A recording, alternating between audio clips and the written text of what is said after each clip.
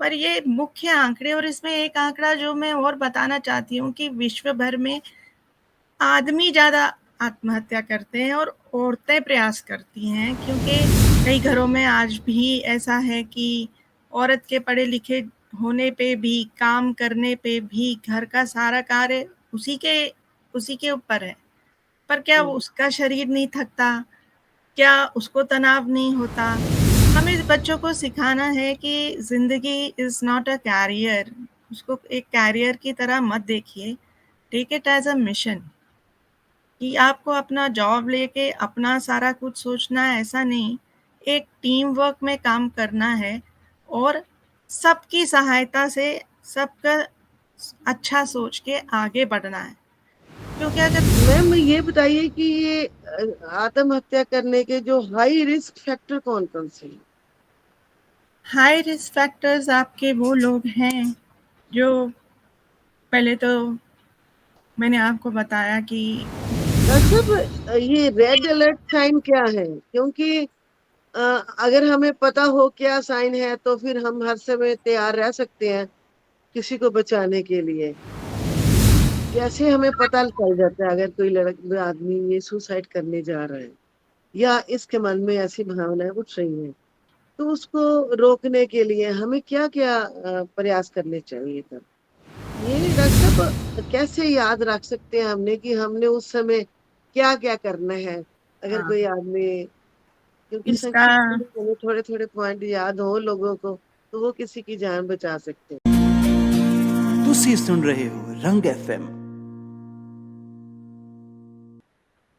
नमस्कार दोस्तों, आप देख रहे हैं रंग एफएम, जिंदगी के रंग उमा शर्मा के संग। और आज का जो प्रोग्राम है वो बहुत ही खास है, क्योंकि आज 10 सितंबर को सुसाइड प्रिवेंशन डे। आज हम इसी संबंध में मिलेंगे हमारे एक मनोचिकित्सक से, जो हमारे यहाँ की समाज सेवी भी हैं।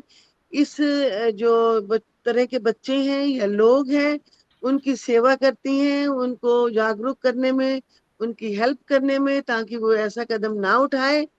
समाज में ये बहुत ज्यादा चलन हो गया है कि जरा को गुस्सा हुआ और चले जी सुसाइड करने, और पीछे जो माँ बाप होते हैं या परिवार होता है वो कितना दुखी होता है इस बात की चिंता किए बगैर वो ऐसा कदम उठा लेते हैं। तो आइए आज हम बात करते हैं डॉक्टर हरविंदर कौर बेदी, जो कि एमडी सेक्रेटरी हैं और बेस्ट सेलर ऑथर हैं। और ये हमें आज बताएंगी कि हम प्रिवेंशन के लिए कैसे कैसे कदम उठा सकते हैं। डॉक्टर हरविंदर कौर बेदी जी, आपका रंग एफएम में बहुत बहुत स्वागत। आप आई हैं और आज का विषय जो है ये वाकई ही बहुत ही महत्वपूर्ण है, समाज के लिए, भारत के लिए, विश्व के लिए। सो आज मैं स्वागत करती हूँ और हम आज की गुफ्तगू शुरू करते हैं। सबसे पहले तो मैं आपसे इतना ही पूछना चाहूंगी कि जो आज का दिन है ये क्यों मनाया जाता है? जो ये वर्ल्ड सुसाइड प्रिवेंशन डे है मैडम, जी ये 10 सितंबर को वर्ल्ड वाइड मनाया जाता है। और जी इसका एम यही है कि हम कम्युनिटी को, जनता को, आम लोगों को इसके बारे में अवेयर करें, जागृत करें, उनको समझाएं, बताएं कि कैसे जो लोग आत्महत्या करने वाले हैं, वो हमारे रिस्क फैक्टर्स कौन से हैं, हाई रेड अलर्ट फैक्टर्स कौन से हैं, हमें क्या करना चाहिए, क्या नहीं करना चाहिए, ताकि हम इन आंकड़ों को कम कर सकें, क्योंकि आंकड़े तो अब जो है वो सिर के ऊपर पानी जा चुका है। बिल्कुल, वाकई ही आंकड़े बहुत ज्यादा हो रहे हैं, क्योंकि हर साल हम देखते हैं कि आंकड़ों में बढ़ोतरी होती है। तो सही। इनको कम कैसे किया जाए, इसके लिए ये जो दिन है वो मनाया जाता है। क्योंकि ये जो दिन है हमेशा हर साल पूरे विश्व में मनाया जाता है, तो इसका अर्थ यही है कि ये एक बड़ा महत्वपूर्ण विषय है। हाँ जी। तो इसका थीम क्या है डॉक्टर साहब? इसका थीम है creating hope by taking action. जी तो हमें आशा जगानी है, आशा की किरण जगानी है लोगों में, एक्शन लेके। तो जी क्या एक्शन ले सकते हैं? जैसे कि हम अभी बातचीत कर रहे हैं, तो लोगों को उस बातचीत से कुछ चीज़ें पता चलेंगी। फिर हम हम बुक्स लिख सकते हैं, हम नुक्कड़ नाटक कर सकते हैं, और हमारे मतलब अगर आप देखिए तो एक सेलिब्रिटी का भी बहुत अच्छा मैसेज आया है। लोग सेलिब्रिटीज़ को सुनते हैं, सेलिब्रिटीज़ को इन्वॉल्व कर सकते हैं। हमें अ, हमारा हेल्थ बजट बढ़ाना चाहिए और मेंटल हेल्थ बजट बढ़ाना चाहिए। तो ये जो सारी चीज़ें हैं, ये जो सारे इन प्रकार से हम जो है हम अवेयरनेस भी बढ़ा सकते हैं, अपने रिसोर्सेज भी बढ़ा सकते हैं, और इनसे अ, आशा करते हैं, आशा की किरण जगाते हैं कि आंकड़े कम हों। जी वाकई ही ये जो थीम है ये बहुत अच्छा है कि जो आत्महत्या की रोकथाम के सहयोग इसमें मिलता है और आशा की किरण जागरूक होती है। क्योंकि इस समय में ये आशा की किरण जगानी ही बड़ी महत्वपूर्ण है, क्योंकि आदमी इतना जो इस समय जो होता है ना, अपने आप को ऐसे सोचता है कि मैं कुछ भी नहीं कर सकता, मेरा जीना बिल्कुल निरर्थक है और मैं बस दुनिया छोड़ दूं। सही बात। और ऐसे में आशा की किरण, जीने की किरण जगानी वाकई बहुत मायने रखती है। और ये थीम जो है 2023 का वाकई बहुत अच्छा थीम है।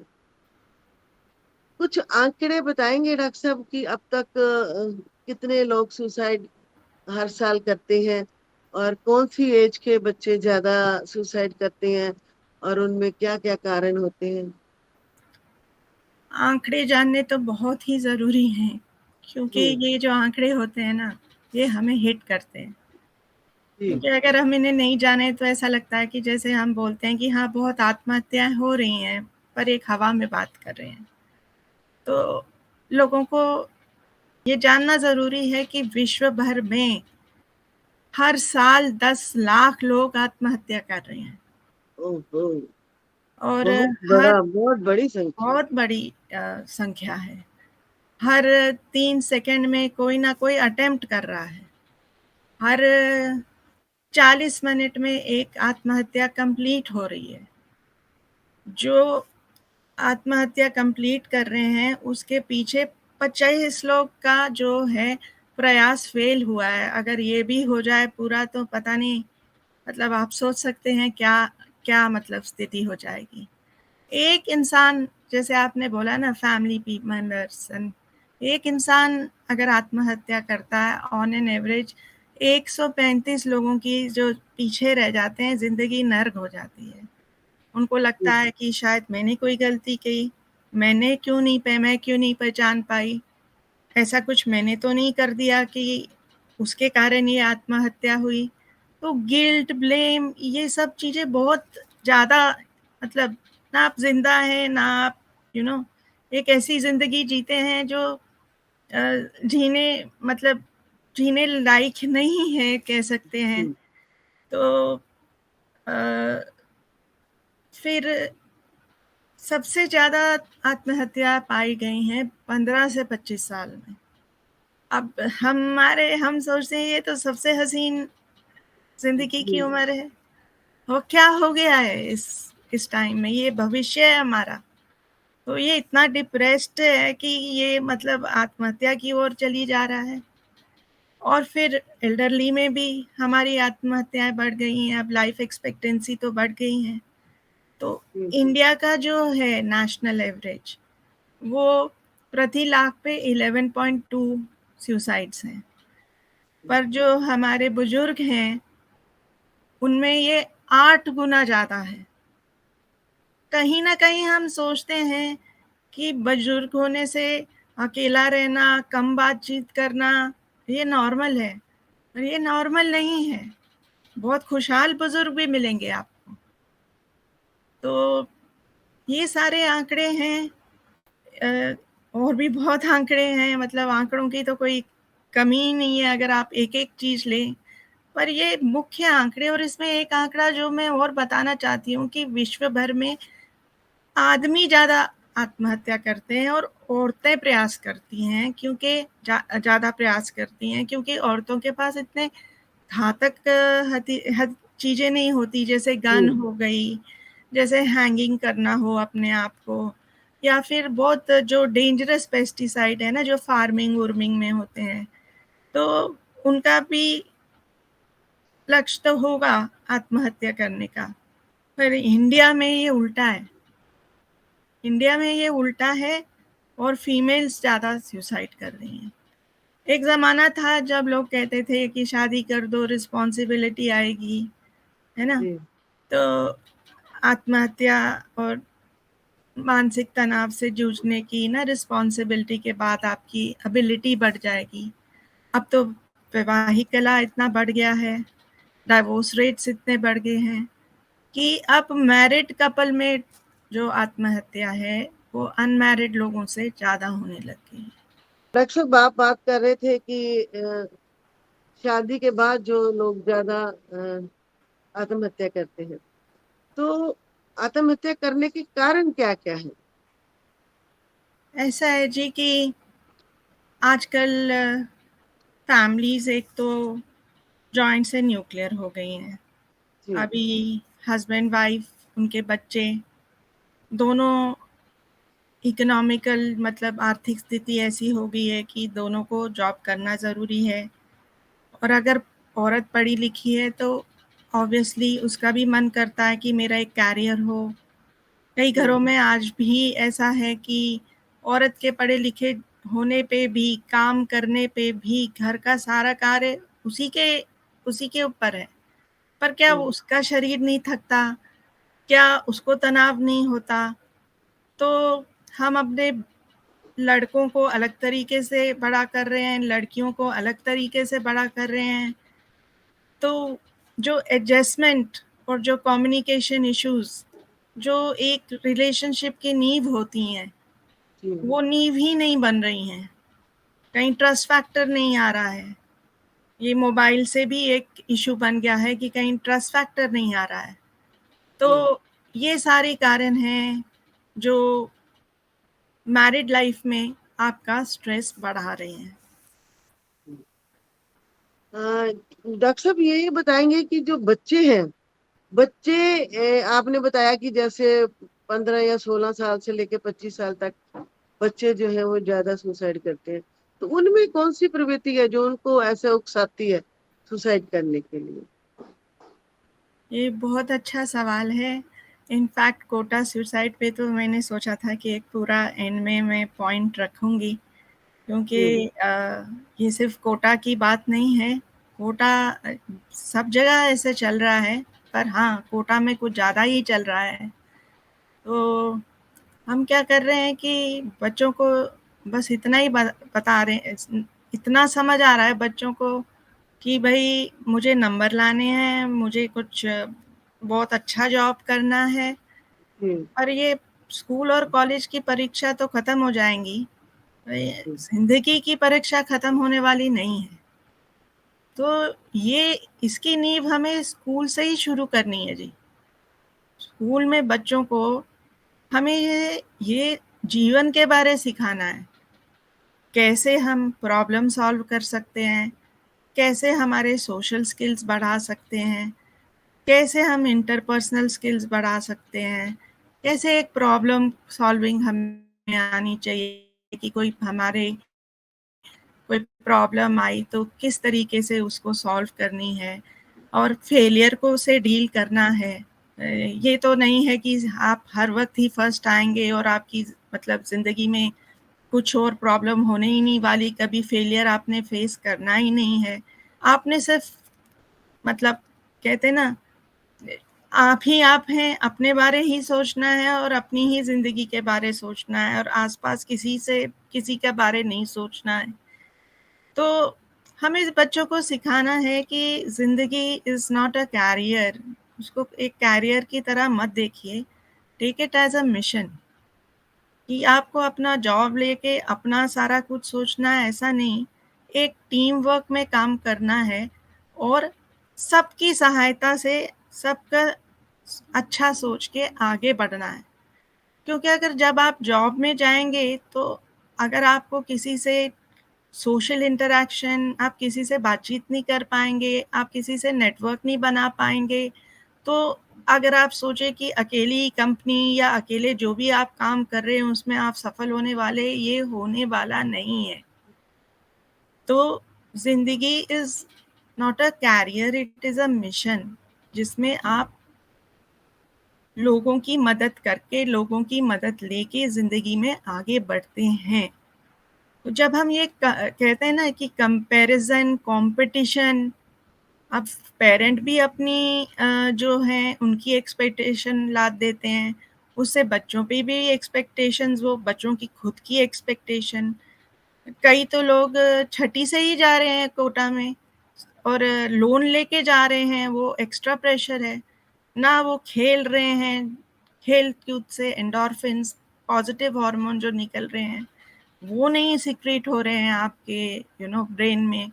पूरा दिन आप बैठे हुए हैं, आप का शरीर सिर्फ़ बैठने के लिए नहीं बनाया ना भगवान ने।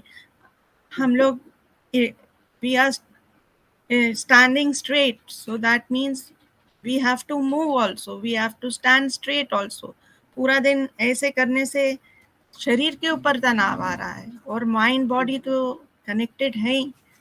कहीं भी एक चीज पे तनाव होगा तो दूसरे के ऊपर तनाव होना ही होना है। तो अगर पेरेंट्स भी नहीं है वहाँ पे बच्चों को सपोर्ट देने के लिए, 2-3 आपके दोस्त हो गए, उनमें से एक आध से अनबन होगी तो आपको तरीका भी नहीं आता कि उस प्रॉब्लम को कैसे सॉल्व करें। फिर आप अकेले, लोनलीनेस आ जाती है। तो ये सारी चीज़ें जो हैं ना, ये सारी चीज़ें, ये युवा को, साथ में नशा है, मोबाइल एडिक्शन भी है, मोबाइल से ब्लू लाइट जो है वो एमिट होती है, वो आपको डिप्रेशन में डाल रही है।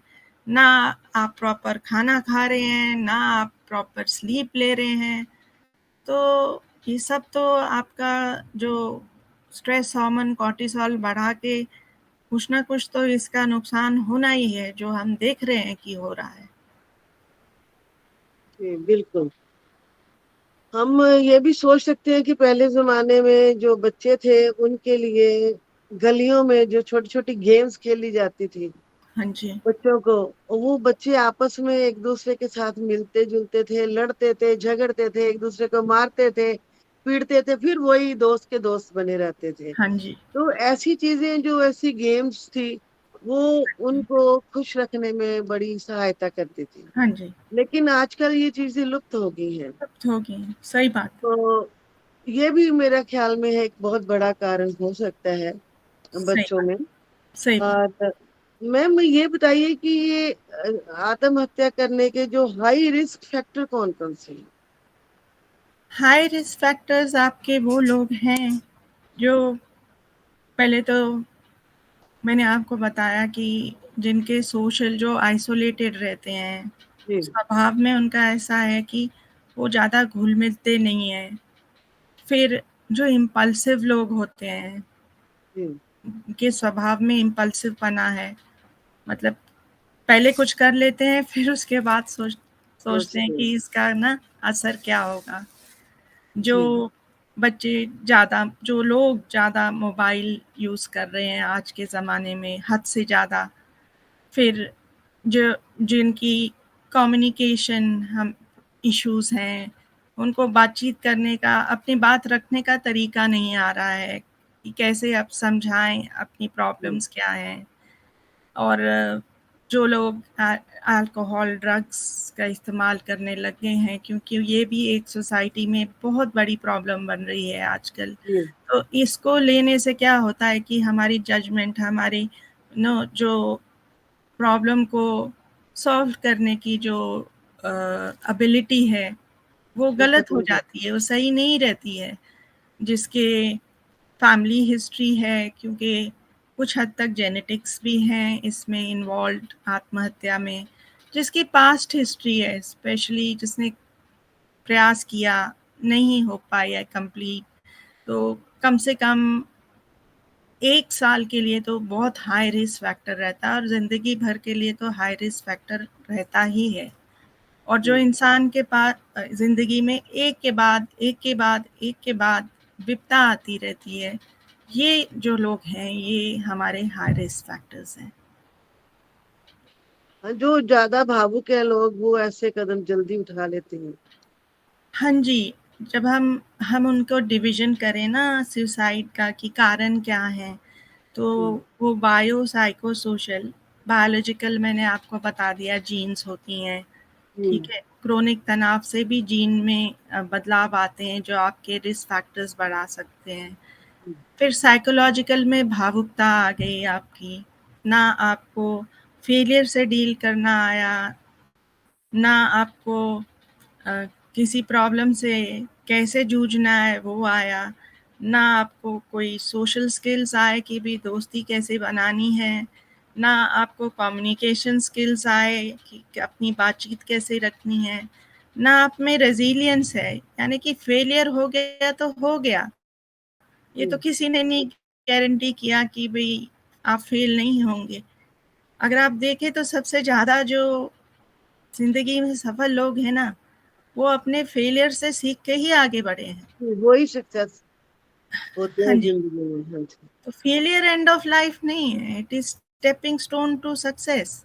तो ये सारा कुछ भूल के, ये सारा कुछ जो हमने ज़िंदगी, हम एजुकेशन में सिर्फ पढ़ाई नहीं सिखा सकते, हमें ज़िंदगी जीना सिखाना है। तो ये सारी चीज़ें जो हैं, ये सब मिलके बच्चों को, लोगों को, युवा को, उनकी एबिलिटी को कम कर रहे हैं तनाव से झेलने के लिए।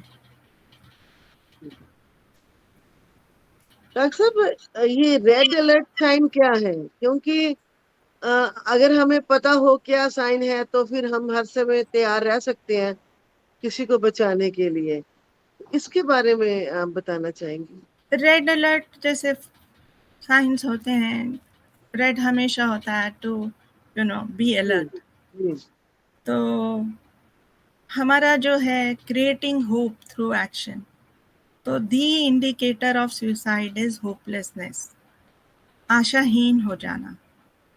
अब कैसे बोलेगा एक, हम क्योंकि ये लेक्चर अपनी कंट्री के लिए मेनली कर रहे हैं, तो कैसे बोलेगा एक भारतीय इंसान कि मैं होपलेस हो गया हूँ, तो मेरी मदद करने की कोशिश भी मत कीजिए, मेरी मदद भगवान भी नहीं कर सकता, मेरे जो दर्द है वो आप समझ नहीं पाएंगे, मैं अब ये दर्द झेल नहीं सकता। ये दर्द होते हैं ना, ये वुंड्स जो घाव सब, ये सम वुंड्स आर इनविजिबल। आपको यहाँ फ्रैक्चर हो गया तो दिख जाएगा, पर यहाँ क्या चल रहा है, पेन, वो यहाँ नहीं कौन सा वुंड है, वो नहीं आपको दिखेगा। तो अ, मेरी बस हो गई है, मेरे मरने से सब समस्याओं का हल हो जाएगा। तो ये अगर कोई बोले तो please be very careful, take its very seriously. और दूसरा है, जो इंसान हमेशा मतलब अलग रहता है, किसी के साथ घुलता मिलता नहीं है, चाहे वो आपके घर में हो, चाहे वो आपके काम की जगह में हो, चाहे वो आपका फ्रेंड हो, तो कुछ ना कुछ तो बहुत सीरियस प्रॉब्लम है।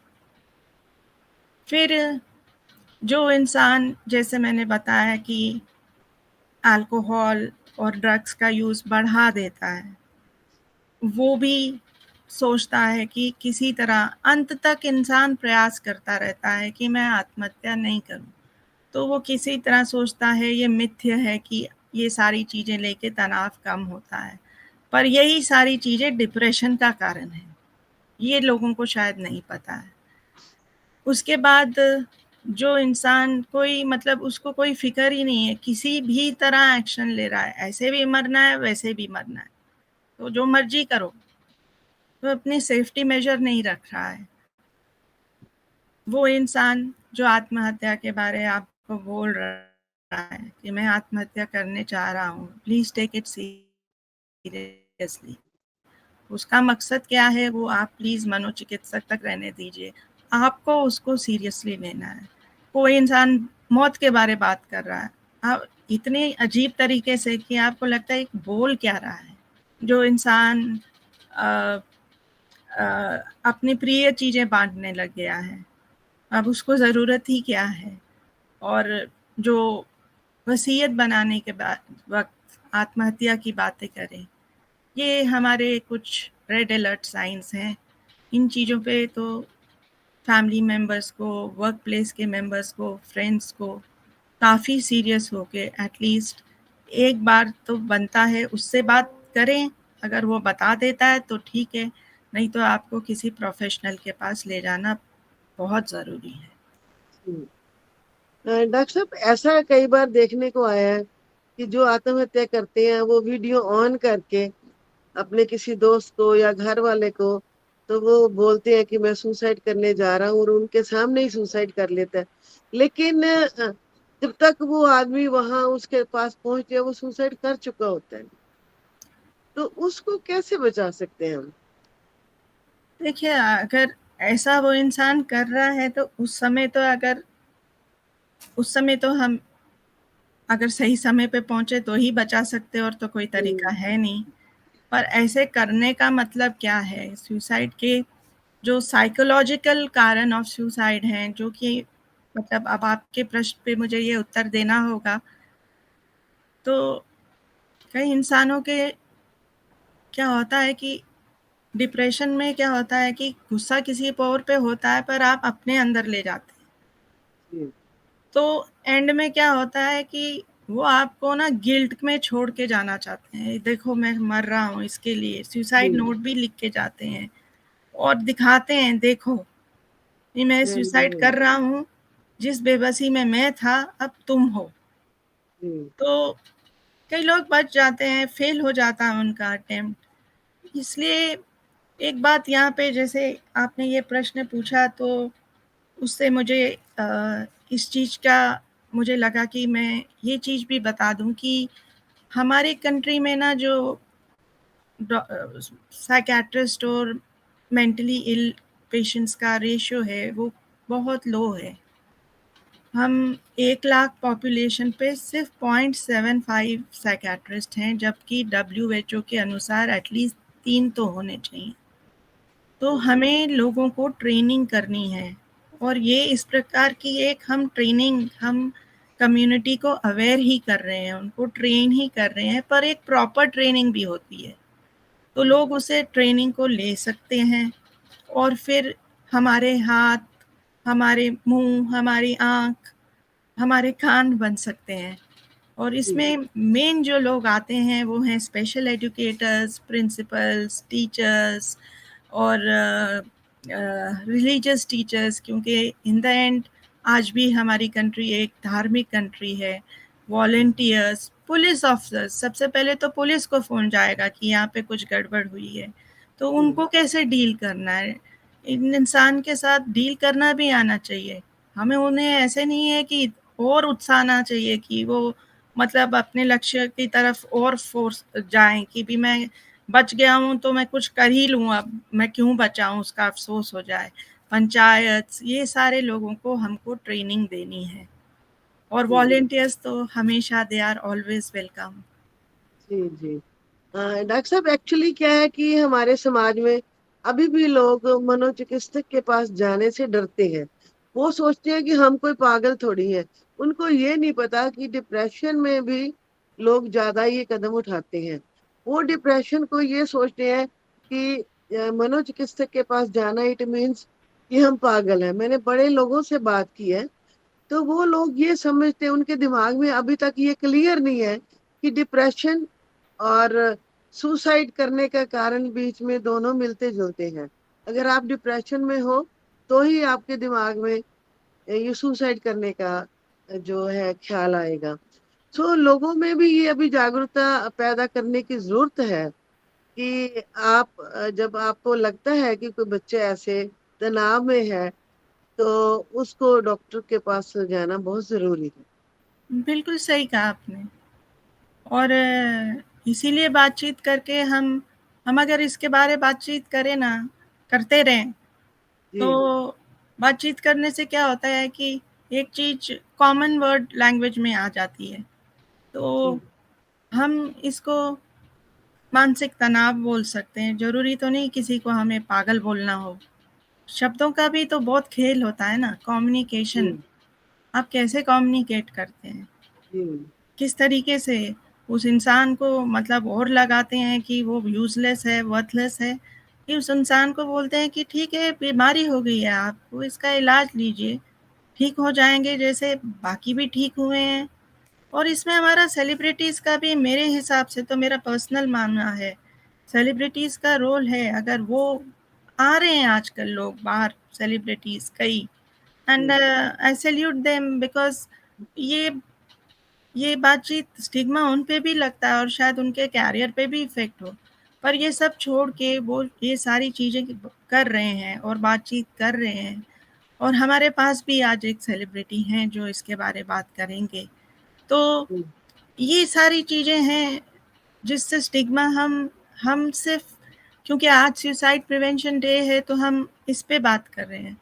पर हम स्टिग्मा पे भी बात करते हैं, हम डिप्रेशन पे भी बात करते हैं, हम एंग्ज़ायटी पे भी बात करते हैं, हम पो हम पॉज़िटिव मेंटल हेल्थ पे भी बात करते हैं। इनफैक्ट जो स्कूल में बातें करनी हैं, हमें पॉज़िटिव साइकोलॉजी से शुरू करनी है। सीधा नेगेटिव, डिप्रेशन, सुसाइड ये बच्चों को नहीं सिखाना है। तो हमें बच्चों को positive psychology, how to deal with life, that ultimately you are living a life, you are not living a career.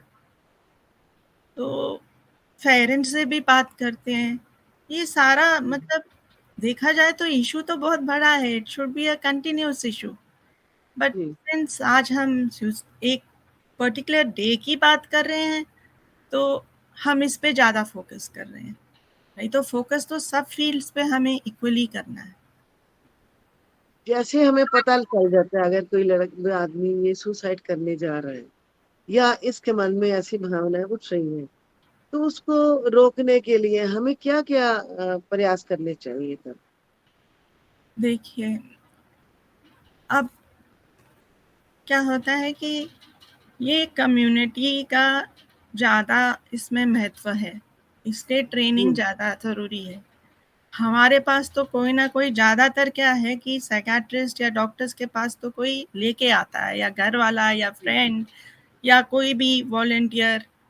तो इन लोगों को पता होना चाहिए कि अगर हम फर्स्ट रिस्पॉन्डर हैं, हम वो पहले व्यक्ति हैं जिसने किसी ने हमें बताया है कि उसके मन में ये विचार आ रहे हैं या वो आत्महत्या करने जा रहा है, तो पहले तो खुद काम रहिए।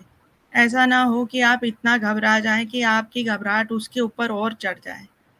फिर बैठिए, बात कीजिए, कनेक्ट कीजिए, सुनिए। और अगर आपने आपने किसी की मदद करने की सोच ली है, तो फिर मदद पूरी होनी चाहिए। जी वो जिस पेस पे बात करेगा आपको बैठ के सुनना है। ये नहीं कि भई मेरे पास 2 मिनट हैं तो तुम फटाफट बोल दो, उसे कोई फ़र्क नहीं पड़ता। आपको 2 मिनट भी बैठना है तो बैठो, नहीं बैठना है तो चले जाओ। तो हमको उसकी पूरी प्रॉब्लम सुन के उसको समझ उसको भी कन्वे करना है कि तुम्हारा दर्द मुझे समझ रहा है, पर जो ये है हर समस्या का समाधान हो सकता है। हम प्रोफ़ेशनल हेल्प लेते हैं और जैसे मैंने हर चीज़ का नुकसान फ़ायदे होते हैं। आपने उससे क्या लेना है ये आपकी चॉइस है। तो मोबाइल तो आजकल सबकी जेब में होता है, तो किसी जी को फ़ोन करके बुलाइए। भगवान के लिए ऐसे इंसान को कभी अकेला छोड़ के कि मैं किसी को लाता हूँ मदद के लिए, ये मत करिएगा। क्योंकि जब जी आप आएँ तो हो सकता है कि मदद के लिए वहाँ कोई बचा ही ना हो। जी जी उसे प्यार और अपनत्व की ज्यादा जरूरत होती है, यस, तो वो यस। सबसे पहले तो वो दे और हाँ, फिर किसी को बुला के उसको अ, ऐसी बातें की जाए जिसको जीने की चाह उसमें हाँ जी, ज्यादा जागे। हाँ जी। तो ये डॉक्टर साहब कैसे याद रख सकते हैं हमने कि हमने उस समय क्या क्या करना है, अगर हाँ, कोई आदमी, क्योंकि इसका संक्षिप्त में हमें थोड़े थोड़े पॉइंट याद हो लोगों को तो वो किसी की जान बचा सकते हैं। तो बहुत बहुत ये ना, this is the best question I would say. इधर छाप लीजिए, पुकार। पुकार यानी पूछिए, कुछ तो आपको याद रखे। जो मैंने आपको क्वेश्चंस बोले, कुछ तो आपको याद रहेगा कि जी। क्या पूछना है, ठीक है। फिर कार्य करिए, मतलब जो कार्य मैंने बताई हैं, बैठिए, सुनिए, प्यार से बात करिए, उसका दर्द समझिए और किसी को बुलाइए उसे से, और फिर रक्षा करिए, उसे सिक्योर करिए, विच मीन्स भगवान के लिए उसे अकेला छोड़ के मत जाइए। तो इधर छाप लीजिए पुकार। तो ये पुकार अगर आपने अपने मन दिमाग पे छाप लिया, तो कभी आपके सामने ऐसा व्यक्ति आया तो ये पुकार आपको बहुत, ये शब्द बहुत मदद करेगा कि कुछ पॉजिटिव आप जो है कार्य कर पाएंगे उस व्यक्ति की जान बचाने के लिए। डॉक्टर साहब, एक केस आया था दिल्ली का, हाँ जी। जिसमें एक परिवार के मेरे ख्याल में 11 बंदों ने इकट्ठे ही सुसाइड कर लिया था, हम्म। शायद इतने ही थे। तो हाँ, उसमें सभी का इकट्ठे सुसाइड करने में क्या कारण हो सकता है? एक इसे ना सुसाइड पैक्ट बोलते हैं, सुसाइड पैक्ट बोला जाता है ये। हम्म। और कुछ ऐसी प्रॉब्लम्स होती हैं, यूजुअली फाइनेंशियल प्रॉब्लम्स होती हैं, हम्म। तो जिससे वो इंसान जूझ नहीं पाता, और उसे पता है कि उसके जाने के बाद भी जो पीछे रह जाएंगे उनके जो है समस्या रहने ही वाली है, मतलब और जी। बढ़ने वाली है। इसमें शायद बच्चों को तो पता ही नहीं होता, उनको कुछ दे के सुला दिया जाता है। तो जी। अ, उसके बाद बहुत दुख की बात है कि वो इंसान मतलब किस स्थिति में होगा, शायद हम सोच ही नहीं सकते कि अपने ही बच्चों को मार के फिर एक एक करके जो महिला हुई, घर में और सदस्य हुए, उनको मार के, क्योंकि वो सारे उस नेगेटिव स्थिति, अगर आप कहते ना, एक एनर्जी लेवल भी होता है। जी। अगर आप नेगेटिव एनर्जी में महीनों तक रहेंगे तो वो आपको, it is going to effect you. जी। तो आपको भी लगने लग जाएगा, वो एक इंसान आपको भी वो कर देगा कि भाई हाँ यही सॉल्यूशन है। तो ये होने से पहले इट इज़ बेटर कि आप उस इंसान को किसी के पास ले जाइए। नहीं तो ये सुनते सुनते सब लोगों को लगता है कि हमारी समस्या का कोई समाधान नहीं है, और फिर वो एक एक करके उनको मारता है और फिर लास्ट में वो इंसान खुद को मार देता है। जी। तो ये बहुत दुखद घटना होती है कि सारे लोग, बच्चों को तो नहीं पता होता, ज़्यादातर बच्चे तो जी। एक टाइप के शिकारी बन जाते हैं। बच्चे तो वैसे भी भावुक होते हैं, उनको अगर आपने किसी भी काम करने से रोका जो वो करना चाहते हैं तो वो इतने में भी सुसाइड कर देते हैं। तो नहीं, ये मैं इस समय बहुत छोटे बच्चों की बात कर रही हूँ, हाँ जी, जिनको जिनको शायद इन चीज़ों को जिनको समझ ही पेरेंट्स ना की हो। तरफ से, हाँ, हाँ जिनको जी, पेरेंट्स की तरफ से मारा जाए। हाँ जी। डॉक्टर साहब, ये हमारे देश में मनोचिकित्सक जो है इनकी बहुत कमी पाई जा रही है, जैसे आपने बताया है। उसके लिए हमें क्या क्या कदम उठाने चाहिए कि उनको बढ़ाया जाए, क्योंकि ये समस्या बहुत गंभीर है। और इसके लिए जो है जागरूकता करने के लिए डॉक्टरों का होना बहुत जरूरी है, सफिशिएंट डॉक्टर्स का। सो इसके एक्चुअली लिए हमें क्या क्या करना चाहिए? एक्चुअली हेल्थ बजट तो बढ़ाना ही पड़ेगा। अ, जी। क्योंकि अगर आप हेल्थ बजट नहीं बनाएंगे, आपके गवर्नमेंट कॉलेजेस, मेडिकल कॉलेजेस नहीं होंगे, और आप खुद ही मतलब एज अ सोसाइटी साइकेट्री को इम्पोर्टेंस नहीं देंगे, तो उसकी सीट्स कहाँ से बढ़ेंगी? आपको जी। लगेगा। मैं आपको एक छोटा सा उदाहरण देना चाहती हूँ कि जी। रोड ट्रैफिक एक्सीडेंट बढ़ गए, तो क्या किया गया, सारी स्पेशलिटी की सीट बढ़ाई गई।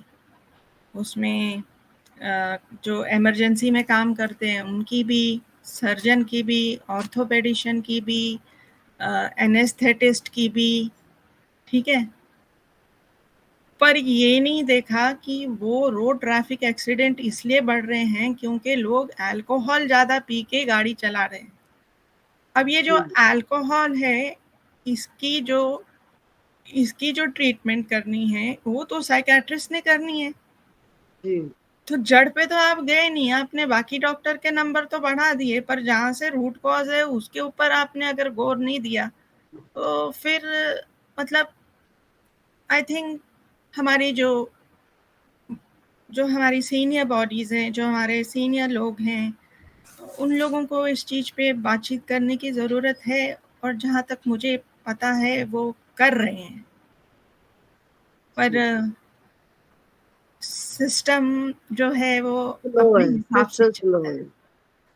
उसको जल्दी जो सिस्टम को तेज करना पड़ेगा, हाँ जी, तो ही जाके हमें किसी को हमारा बचा सकेंगे। इतना कम बजट है, हेल्थ बजट इतना कम है, उसमें से भी सिर्फ 0.1% मिलता है मेंटल हेल्थ को।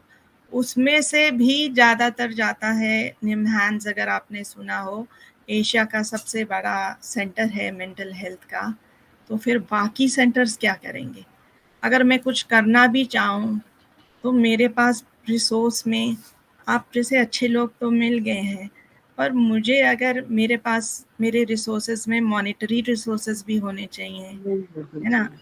और हम सबको मिल के करना पड़ेगा। एक अकेला, जैसे मैंने आपको बताया, ना तो वो कोई कंपनी चला सकता है, ना तो वो कुछ भी काम में सक्सेसफुल हो सकता है। उसी तरीके से एक अकेला बंदा अगर मैं सोचूं कि हाँ मैं ही सब कुछ कर पाऊंगी, वो होने वाला नहीं है।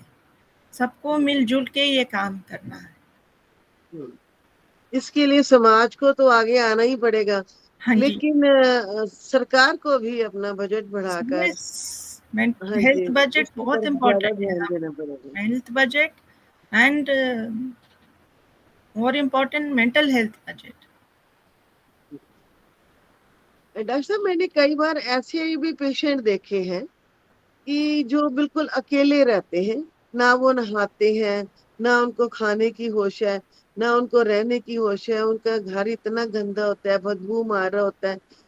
वो सामाजिक कार्यकर्ता जो भी हैं, कई बार उनको जब लेने आते हैं तो वो वीडियो डालते हैं, तो वो भी जाने को तैयार नहीं होते, बड़ी मुश्किल से उनको ले जाना पड़ता है।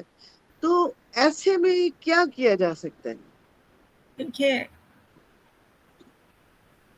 अब इसमें मैं आपको पूरा मेंटल हेल्थ एक्ट तो नहीं समझा सकती, पर जी ऐसे में फिर अगर उनकी लाइफ को डेंजर है क्योंकि खा नहीं रहे हैं, है जी ना? उनके नहा नहीं रहे, उनके कीड़े पड़े हुए हैं शरीर में, जी तो उनकी लाइफ को थ्रेट है, तो पुलिस की मदद आप ले सकते हैं। पुलिस की मदद से आप एडमिशन करा सकते हैं, और फिर आगे का जो procedure as per mental health act है, वो फिर जो गवर्नमेंट हॉस्पिटल्स हैं वो करते हैं। मैंने और देखा है कि प्राइवेट सोसाइटीज वाले, जो जैसे जो समाज सेवा करते हैं लोग, हाँ जी, वो काफी वीडियोस डालते हैं, जिनको लेने जाते हैं उनको लाने में ही उनको बड़ी मुश्किल होती है। नहीं मैडम, ऐसा है कि उनका तो दिमाग चल ही नहीं रहा है ना, तभी तो वो जी स्थिति में रह रहे हैं। तो उनको अगर समझ आ जाती तो वो करते ही क्यों ऐसा? ज़्यादातर तो मतलब इतना इतना जब उनकी स्थिति इतनी खराब हो जाती है कि आस पड़ोस में इतनी बदबू हो जाती है कि आस पड़ोस के लोगों को रहना मुश्किल हो जाता है, तब तो कोई जाके कंप्लेंट डालता है। जी। तो तो ये भी इश्यूज हैं कि हम हम ये एक्शन अगर पहले ही ले लेते तो शायद ये समस्याएं आती नहीं। और एक मैं आपको इधर गवर्नमेंट की तरफ से एक नंबर है टेली मानस करके, जो अगर आप फ्लैश कर दें और मैं उसको पढ़ के बताऊंगी ताकि गलत नंबर ना हो। टेली वन फोर मानस, डबल वन सिक्स हाँ जी, ये पूरे इंडिया में है, एक ही नंबर, टोल फ्री जी नंबर है। तो कोई क्राइसिस हो, कुछ हो, तो बंदा उस पर बात कर सकता है, आपको गाइडेंस मिल सकती है। जी। बहुत अच्छा, अच्छी बात है जो आपने ये नंबर दिया, हाँ जी, जनता से मैं कहूंगी कि ये नंबर जरूर नोट कर लो। हाँ अगर जी, आपको पता लगता है कि कहीं ऐसा कुछ हो रहा है हाँ तो जी, आप इस नंबर पे कांटेक्ट कर सकते हो। हाँ जी। तो डॉक्टर साहब आप जो है कोटा जो सुसाइड केस हुआ था उसके बारे में कुछ बताना चाहेंगे? हाँ, बेसिकली मैंने आपको कोटा जो सुसाइड केस के बारे आई थिंक बातों-बातों में मैंने एंड पे उसको रखा था, बट भी हमने उसके बारे बात कर ली अगर आपको ध्यान में हो तो। तो हमें अपने बच्चों को सिखाना है कि ज़िंदगी एग्ज़ाम सिर्फ़ जी मतलब एग्ज़ाम तो ख़त्म हो जाएँगे स्कूल कॉलेज में, जी जी पर ज़िंदगी का एग्ज़ाम तो चलता ही रहेगा। Life is not a career, it is a mission. जी बिल्कुल। स्कूल से शुरू करना पड़ेगा। ऐसी हालत है कि हमें स्कूल से शुरू करना पड़ेगा। ये सारे सब्जेक्ट स्कूल में हालाँकि अभी काउंसलर्स आ गए हैं, पर हकीकत जो है कि उनको ज़्यादातर एक स्पेयर व्हील की तरह यूज़ किया जा रहा है। अगर टीचर नहीं आया तो तुम वो क्लास ले लो।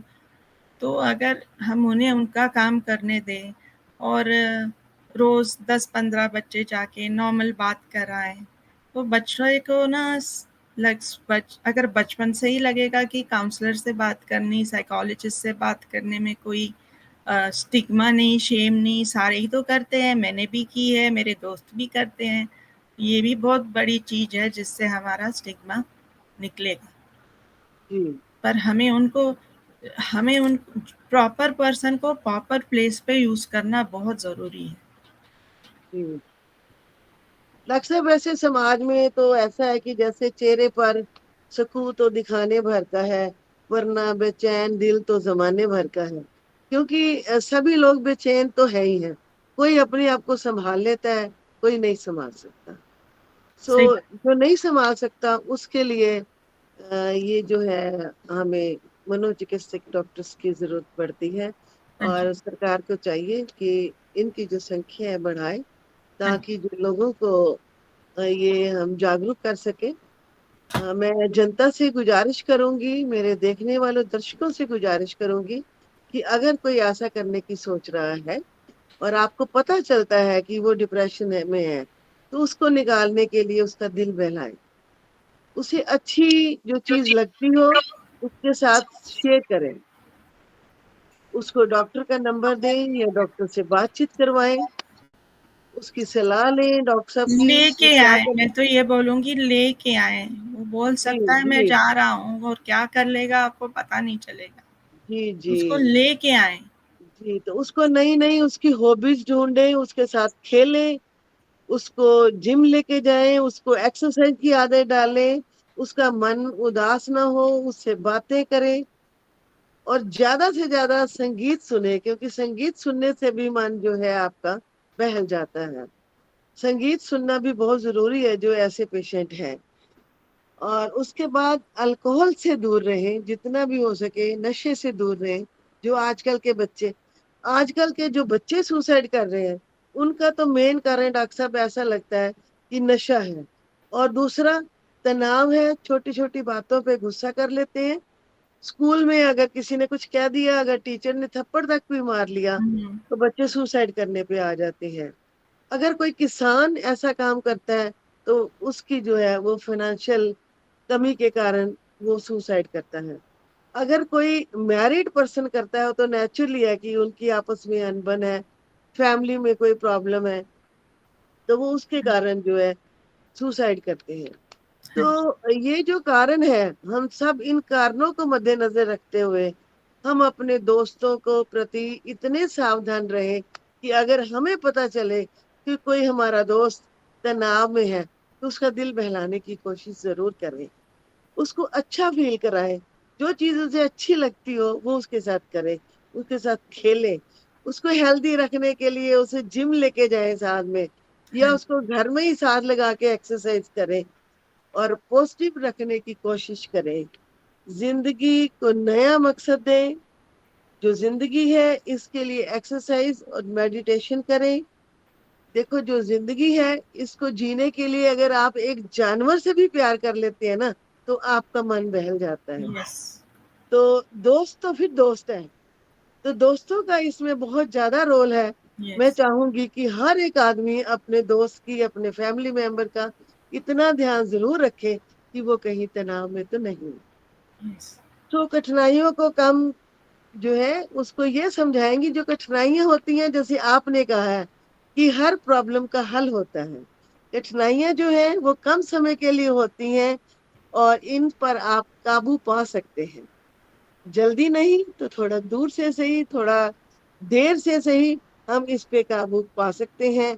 सुसाइड जो नोट है, वो नेगेटिव थॉट है, उनके अंदर से वो निकालिए और उसे हिम्मत दीजिए कि तू ये काम कर सकता है। उसको नेगेटिव जो सोच है उससे निकालिए। जीवन हमेशा जीने के लिए होता है, काटने के लिए नहीं। मानव जीवन एक अनमोल अवसर है, इसलिए खूब जियो। धन दौलत कुछ नहीं करती, इसलिए जीवन का आदर करो। जो जिंदगी मिली है उसी का आदर करो और उसको जीने के लिए खूब दिल से जियो। सही बात, आप उदास होते हो ना, तो फिर वो जिंदगी भी उतनी उदास हो जाती है। सही तो बात। खुल के जियो। जल्दबाजी किसी काम में ना करो, ये भटकाव की ओर ले जाएगी। हाँ जी, मेरा ये मानना है कि जल्दबाजी कभी ना करो, ये भटकाव की ओर लेके जाएगी। भटकने से अच्छा है थोड़ा रुको, समझो और फिर चलो। यस, जिंदगी में एक दूसरे जैसा होना कभी भी संभव नहीं हो सकता। हर एक दूसरे आदमी में फर्क होता है, बल्कि एक दूसरे के लिए होना बहुत आवश्यक है। हाँ हम जी, एक दूसरे के लिए जिए, ना कि एक दूसरे के लिए ईर्ष्या का कारण बने। यस। अपनी इच्छाओं को घटाकर देखिए, खुशियों का संसार आपके आगे है दोस्तों। तो जो आज का दिन था, आज हमने बात की हमारे डॉक्टर मैडम हरविंदर सिर्फ कौर 2-3 बेदी जी से। चीज़ें अगर आप मुझे इजाज़त दें तो। जी जी, जरूर जरूर। जहाँ तक प्रॉब्लम्स का है क्वेश्चन, तो 2 सर्कल्स होते हैं, in our control, out of our control. जी तो ये हमें समझना बहुत ज़रूरी है। जो आउट ऑफ कंट्रोल है हम उसी के ऊपर फोकस करते जाएँ, उसी के ऊपर फोकस करते जाएँ और वो हमारे कंट्रोल में नहीं है। तो जी इससे अच्छा हम उन चीज़ों पे जाएँ जो हमारे कंट्रोल में है, ताकि हमारे ज़िंदगी का तनाव कम हो सके। तो जी कहते हैं ना, जी भगवान मुझे इतनी इतनी वो क्षमता दे कि जो मैं अपनी प्रॉब्लम सॉल्व कर सकता हूँ, उन्हें कर लूँ, और इतनी अ, स बुद्धि दे एक कि जो मैं जी नहीं सॉल्व कर सकता वो मैं समझ सकूँ, और इन दोनों के बीच का अंतर समझने की एक अक्ल दे जी मुझे। जी क्योंकि हम उन्हीं के ऊपर फ़ोकस करते रहें जो हमारे कंट्रोल में नहीं है, और जी उनको छोड़ दें जो कम कम कर सकते हैं, तो जी तनाव तो बढ़ना ही बढ़ना है। और आपने बहुत अच्छी बातें कही, जिससे कि हमारा जो स्ट्रेस है हमारे कंट्रोल में रहे, ताकि हम उन जी स्थितियों में जाएं ही ना जहाँ पे बढ़ बढ़ के फिर एक स्टिग्मा भी आ जाता है बीच में। तो हम स्ट्रेस मैनेजमेंट के जो टूल्स आपने, जो टेक्निक्स आपने बताए, क्यों ना उन्हें अपनाने लग जाएं। एक्चुअली ये तो वे ऑफ लिविंग है। हम अब इनको स्ट्रेस मैनेजमेंट टेक्निक्स बता के बड़े-बड़े शब्द कह दें, तो हैं तो ये ज़िंदगी के, आम ज़िंदगी के रहने के तरीके ही। अब बड़े-बड़े वर्ड्स यूज़ होने लग जाएँगे तो लगेगा कि पता नहीं हम बहुत बड़ी चीज़ें कर कौन रहे सी हैं, बीमारी थी? जी है ना? तो क्योंकि होप के ऊपर है, तो 2 चीज़ें मैं एंड में बोलना चाहूँगी कि दिए तो बहुत चाहिए, दिए तो बहुत चाहिए दिवाली बनाने के लिए, पर जी। एक ही दिया काफ़ी है अंधेरा मिटाने के लिए। क्या वो क्या? हैं आप, आप, आप। और आज 10 सितंबर को रात 8 बजे ज़रूर, ज़रूर एक कैंडल जलाना उन लोगों की याददाश्त में जिन्होंने अपना जीवन खोया, उन परिवारों की याददाश्त में जो हताश जी रहे हैं, ताकि जो लोग, जो ये परिवार हैं और जो आत्महत्या के बारे सोच रहे हैं, उनकी ज़िंदगी में एक आशा की किरण आए। ये जो येलो मैंने कपड़े पहने हैं, ये हमारा येलो रिबन होता है सुसाइड का, जी बाई चांस आपके कपड़ों में भी येलो है तो येलो यार, मैंने पर्पल कलर के प्रॉपर इसलिए पहने हैं कि जो पर्पल कलर है वो इनका जो हमारा डे ये है उसमें पर्पल कलर लोगो लगता है, है। जी, दो हैं, एक येलोइश ऑरेंज भी पर्पल है है, हाँ जी, और एक येलोइश ऑरेंज है जो कि हाँ जी, फ्लेम में होता है, फील जो कलर कि है। लाइट की फ्लेम में हो।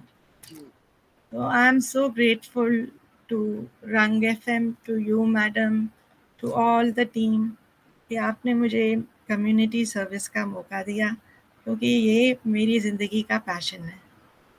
Thank you so madam much. आपका भी बहुत बहुत शुक्रिया कि आप हमारे बुलाने पे आई यहाँ पे और लोगों को जागरूक किया, क्योंकि ये एक बहुत गंभीर समस्या है हमारे देश की, जिसके लिए लोगों को जागरूक करना बहुत जरूरी था, जो आपने आज किया।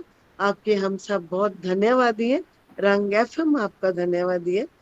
और मैं इतना ही कहूंगी कि इतनी शक्ति हमें देना दाता, मन का विश्वास कमजोर होना, क्योंकि जो लोग अपना विश्वास कमजोर कर देते हैं वो इस तरफ चल पड़ते हैं।